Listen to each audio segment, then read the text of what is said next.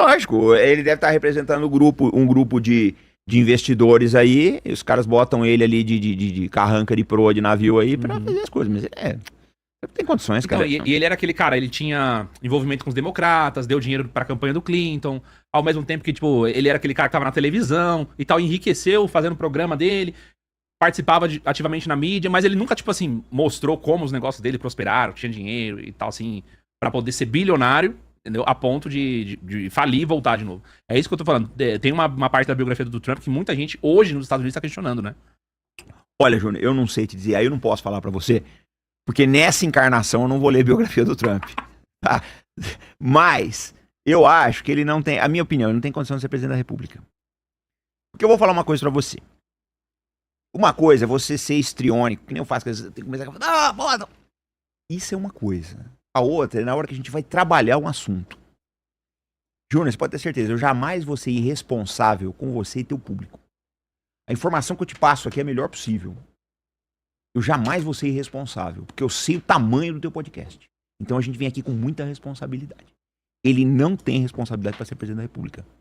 Essa é a minha opinião. É uma pessoa sem a condição, sem a liturgia do cargo, sem o preparo, sabe? Sem aquela...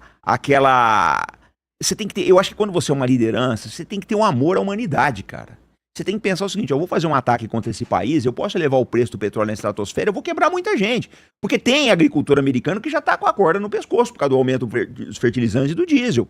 O americano não tolera essa inflação, não. Sim, mas ele não tem essa responsabilidade. Eu acho que os Estados Unidos foi um país que já teve presidentes fora de série. Você pega um Franklin Delano Roosevelt, era um homem fora de série. Criou a classe média americana, ficou do lado certo da Segunda Guerra Mundial. Você vê, ajudou a negociar a usina de Volta Redonda aqui no Brasil. Era um homem de visão. Você tá entendendo?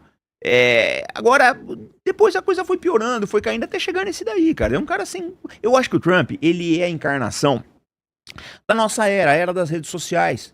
Né? Então, quanto que a ostentação... o cara histriônico, falador, essa coisa toda, e deu no que deu, cara, tá levando o país pro buraco. Eu não sei, esse é o terceiro atentado, né, tipo assim, a vigilância do presidente, né, a segurança desse presidente Donald Trump, já é a terceira vez que ele sofre um atentado, então, tipo assim, tá falhando de alguma forma, assim, a segurança dele, né. Bom, lá tem que ser dobrado, porque o que menos falta nos Estados Unidos é maluco, e você compra arma, eu brinco sempre lá no canal que a arma M16 vem no sucrilho, né, você compra uma caixa de sucrilho, você ganha um M16. É complicado, né? A cultura de armas deles, essa coisa toda aí, sinceramente, é difícil. Nesse ponto eu acho muito difícil, mas ele não tem condição de ser presidente, cara. Não é uma pessoa que, de visão estratégica, eu acho que quando você tá num cargo público, cara, você tem que ter visão estratégica. Eu acho que um presidente, um governador de estado, um ministro, ele não pode tomar decisão para amanhã. As decisões dele ele tem que ter o foco em anos, e às vezes em décadas. Falar, vou tomar uma decisão agora que eu sei que vai ficar para muitos anos. E ele não tem, ele é um cara que governa pro dia seguinte. Ele não tinha a mínima condição. Na minha opinião, é que a lista é longa, mas é um dos piores presidentes da história dos Estados Unidos, né? É um dos piores. Vocês têm presidentes horríveis. Carter, Nixon. Não, ó, vamos falar de... Muita gente fala, por exemplo, de que tudo isso que a gente tá vivendo ainda é reflexo da morte do Kennedy. Não, eu não acho que o Kennedy fosse assim grande coisa como presidente, não. Não? Eu acho o seguinte, teve um cara muito bom que era o Roosevelt. O Roosevelt era o presidente que ia suceder o Roosevelt, porque todo mundo sabia que ele estava morrendo. Em 44, todo mundo sabia nos Estados Unidos que ele ia morrer. Ele estava muito doente. Ele se matou no cargo, é uma verdade. De tanto que ele trabalhou. Um homem com a poliomielite que ele teve, com todas, ele não podia trabalhar daquela forma. Ele se consumiu no cargo. Era um grande homem, é uma verdade. O presidente era para ser o secretário de trabalho dele, mas houve um golpe dentro do Partido Democrata e colocaram o Truman, que é o homem que lançou as bombas atômicas. Uhum. O Truman foi outra beira de desastre. Veio o Eisenhower, que era mais ou menos, tinha uma visão de Estado, cometeu os seus erros, mas ainda era uma visão de estadista. Dali pra frente, camarada, veio afundando. Eu não acho o Kennedy um grande presidente. Eu acho que a sorte dele, a biografia é que ele morreu. Mas até então, a questão dos documentos do Kennedy tem a ver de que aquilo foi inside job, né? Do serviço secreto. Foi, mas ele porque ele não fez aquilo que quem manda no país queria que ele fizesse. Que é mais ou menos essa questão. Ele não fez uma parte. Não fez uma mas parte. Ele fez outra. O envolvimento americano no Vietnã é coisa do seu Kennedy. Porque quando o Johnson, o Eisenhower passa o poder, tinha acho que 900 assessores militares na guerra do Vietnã. Quando o Kennedy morre, acho que eram 15 mil. Aí no governo Lyndon Johnson chegou a 500 mil. Mas a merda toda começa no Kennedy. E outra também. Vamos ser sinceros, o Kennedy tinha grandes dívidas de campanha com a máfia, né? Ele tinha grandes dívidas de campanha com a máfia. A eleição dele contra o Nixon foi completamente fraudada. Isso todo mundo sabe. Eu não acho que ele foi um grande presidente. Tá bom. Você vem aí vem o Lyndon Johnson, outro desastre, cara. Outro desastre. Mergulhou os Estados Unidos no Vietnã. Vem o Nixon, que na minha opinião foi atropelado pela história. Com todos os defeitos que tinha, sabe qual era o apelido do Nixon, né? Era Trick Dick, Dick Vigarista. Uhum. O líder é esse. Mas era um cara de visão de Estado, tanto que desengajou da Guerra do Vietnã. Ele desengaja da Guerra do Vietnã, ele traz a China pro cenário internacional de novo, ele que abriu as relações com a China, e ele acaba com o padrão ouro do dólar. Ele que acabou com o padrão ouro. Quando ele acaba com o padrão ouro e cria um petrodólar, você vê que os Estados Unidos dá aquela levantada mesmo. Né? Agora, veio afundando, cara. O Carter tentou, era um presidente com uma visão uma visão internacional assim que eu acho interessante. Dele pra frente foi só pro buraco, cara. Aí você vai acabando com a classe média, né? Vai acabando com a classe média americana. Aquela classe média que você via nos anos 50, dos carrão, lembra aqueles Impala rabo de peixe, aquelas casas americanas. Acabou, cara.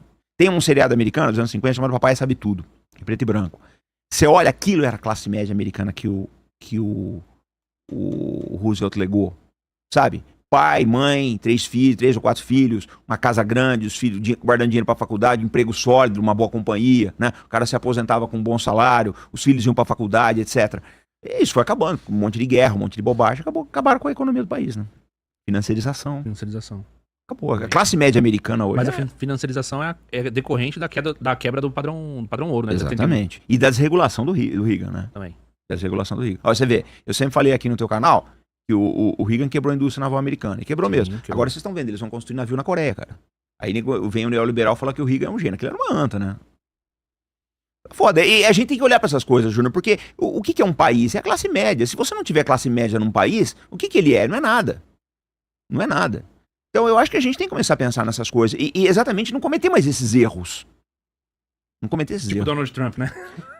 Mas é triste, né? É triste. Pior que tem gente aqui que vê ele como exemplo, né? Vamos aproveitar que você tá falando do Trump. Tá. Estados Unidos. Como que tá a situação do povo lá? A gente tá falando que ele tá tendo uma queda de popularidade uma atrás da outra, né? Essa é basicamente a leitura. E a gente vai ter as eleições agora de meio de mandato. Que é em novembro, né? Em novembro. Tá perto já. Não, tá perto. O tempo político é 6 meses agora. Não vai dar pra fazer muita coisa, não. Sim. Se essa guerra se arrastar até junho, até o verão americano, aí sai de baixo, velho. Sai de baixo. Sim. Então, ele tá tendo uma queda na popularidade. Eu vejo tanto as pessoas publicamente, né, falando a respeito dele. Esse lado da guerra agravou o caso, mas não é a única coisa, né? A situação do povo americano tem sofrido muito com a inflação, o aumento da gasolina e do diesel, como você falou. Tem alguma coisa que pode acontecer de bom, assim, daqui pro final do ano ou não? O cenário é basicamente esse. Ele pode perder a maioria nas duas câmaras, né? No Senado e na Câmara dos Representantes, que é a Câmara deles, a Câmara dos Deputados dele. Aí eu não sei o que o pessoal vai querer fazer. Vocês vão querer dar um impeachment. Porque tem gente falando da 25ª emenda, né? Você sabe o que é. Vou explicar isso aí pro pessoal. 25ª emenda é o seguinte. na memória. Não, tudo bem. Pouca gente sabe, eu mesmo não vou aprofundar muito, não. É que é o seguinte. Se eles acharem que o presidente não tem condição mental de governar, por uma série de problemas, eles podem avocar essa quinta emenda, a 25ª emenda, e o vice entra. Então não precisa ter o impeachment. E já tem muita gente falando da 25ª emenda. Muita gente mesmo, Júnior, falando da 25ª emenda. Então pode ser que eles não partam para isso. Mas aí eu não sei o que vai acontecer até lá. Porque, eu vou ser sincero, a minha opinião, eu posso estar errado, mas eu acho que o Irã não vai ceder em nada. Eles vão enrolar o Trump o quanto eles puderem. Eles estão armados até o pescoço. Até os dentes. Mas tem alguma forma do Irã sangrar ou eles estão... Eles estão sangrando. Boa parte do parque petrolífero do Irã está destruído. E por aí vai. Só que o Irã tem carta na manga, né, velho? Se os Estados Unidos... eu vou destruir a indústria de petróleo do Irã. Tá bom, nós também vamos destruir a da Arábia Saudita. Aí você vê o que você quer fazer. Não vai ter pra mim, não vai ter pra você também. Porque o Trump, ele é estúpido. Então ele fala, nós temos petróleo, nós não precisamos... Não, mas você tem petróleo, só que você não vai vender no preço mais barato. Você vai vender no mesmo preço que você comprasse do Irã, meu camarada, porque o dono do petróleo não é você. O petróleo é privado. Sim. E o dono do petróleo vai praticar os preços internacionais porque ele não faz caridade. Então é isso que o nego não tá vendo. Ô Júnior, deixa eu te falar uma coisa. 400 mil americanos dormem fora de casa, dormem sem casa, na rua todos os dias. Desses, 30 mil são ex-militares. 400 mil americanos são sem teto hoje em dia. Mendigos. 30 mil militares. Tá bom pra você? Tira suas conclusões. Um país que gasta $1 trilhão por ano em armas.